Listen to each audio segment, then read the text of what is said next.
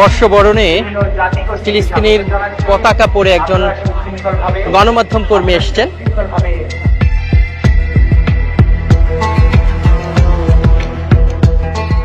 আমার নাম এইচ.এম. বিজয় ইসলাম। আমি আসলে আজকের আমাদের এই নতুন বছরের বাংলা বছরের প্রথম দিনটা ফিলিস্তিনিদের জন্য উৎসর্গ করতে চাই।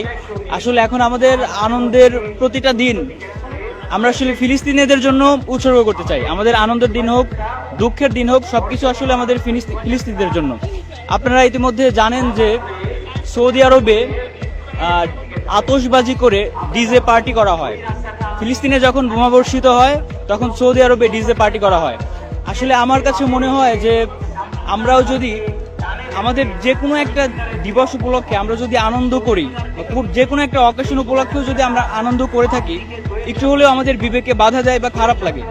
এজন্য আমি আমার ব্যক্তিগত উদ্যোগে আসলে আজকে ফিলিস্তিনের পোশাক পরে এসেছি, যাতে আজকের দিনটা আমি ফিলিস্তিনিদের জন্য উৎসর্গ করতে পারি। এবং আমাদের বাংলাদেশ থেকে বাংলা নববর্ষের শুভেচ্ছা জানাচ্ছি ফিলিস্তিনিদেরকে। ধন্যবাদ।